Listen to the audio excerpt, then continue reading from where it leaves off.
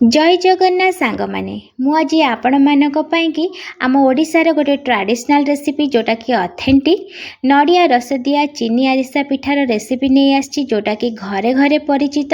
आपण मैंने आरिसा पिठा तो खाई थे बट चीनी आरिसा बहुत कम बनाती कारण यहाँ बहुत ही टाइम टेकिंग थाए आ बहुत भाग मापर भी बनाई थाए आ सांगे जदि नड़ियार फ्लेवर आम दे था ना पिठार टेस्ट ही अलग प्रकार मजा ही तार अलग प्रकार कारण बहुत ही क्रिप्सी भितर नरम आ बहुत ही फ्लेवरफुल पिठा थाए।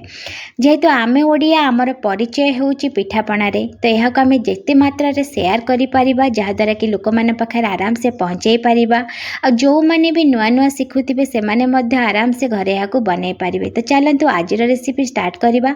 ए आरिसा पिठा बनैबा पई कि मु एठी 500 ग्राम रो अरुआ चाउल नै जाइछि आ ए अरुआ चाउल को ना आमे 3 रु 4 घंटा ताकू पानी रे बतुरै दबा जहाद्वारा कि चाउलटी भल भाव में बतुरी जीव। एबे चलतु चाउल को आमे भल भाव में धोईकी ताकू एमती पानी निगिड़ेबा जाएंगे टिके वेट करनबा।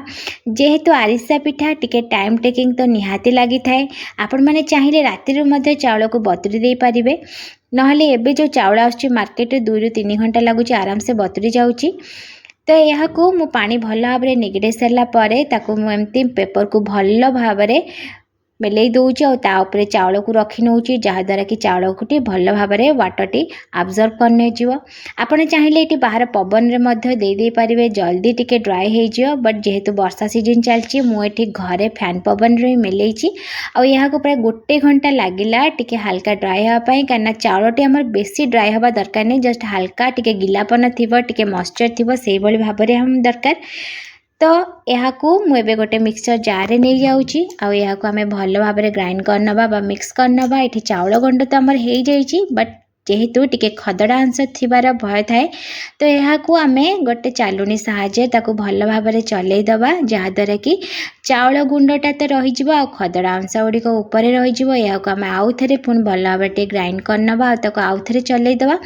यही भाव में आम चाउल गुंड को रेडी करनबा आ लास्ट को जब अल्प किसी चाउल गुंडर एमती खदड़ा अंश रहीगला तक आम या सेपरेट करनबा। यहाँ को आम अलग पिठापणा करिपरिबा चाहिए फ्रिज स्टोर करके रखिपर।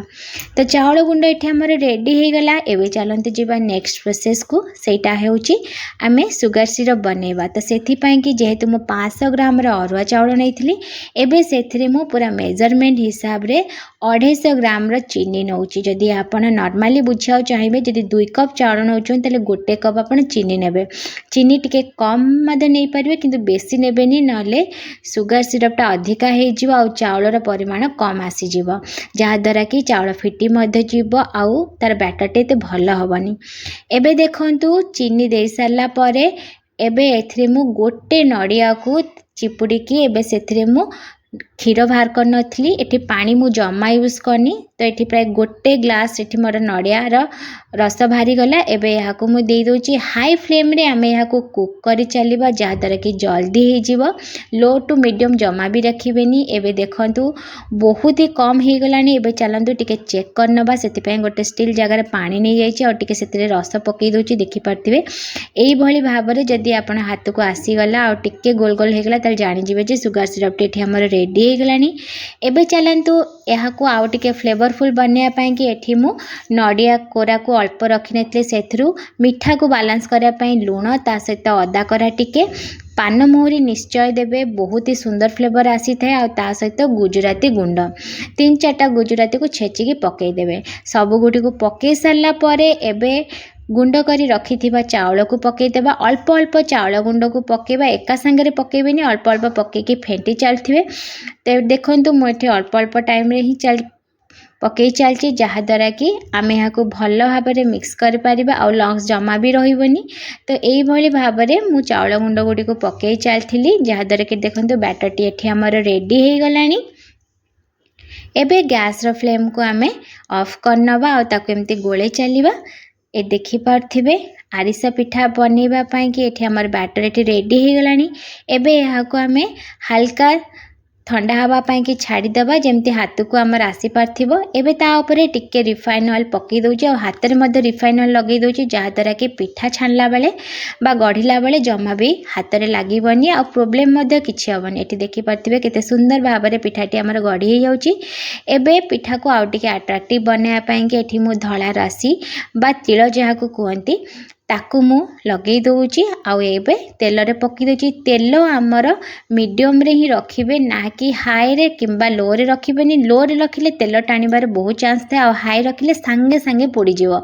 तेणु आपण मीडियम ही रखिबे बस तापरे पकेबे छाणीबे सांगे सांगे एटा छाणी हे जाई थाए और बेसी टाइट करी छाणीबेनी नहले पिठा खाइला बेले तो सांगे सांगे ठीक लागिबो किछ समय रही गला परे बहुत टाइट हे जीवो जोटा कि खाया पई ते भलो लागि न थाए। तो आमे ताको हल्का भाबरे जस्ट ब्राउनिश कलर आसी जीवो आमे ताको काढी नबा जहा द्वारा कि बहुत ही बढ़िया भाबरे छाणी हे थाए आउ सेमती ऊपर क्रिस्पी रही भितर नरम होती बहुत ही बढ़िया लगी थे खाया पाई।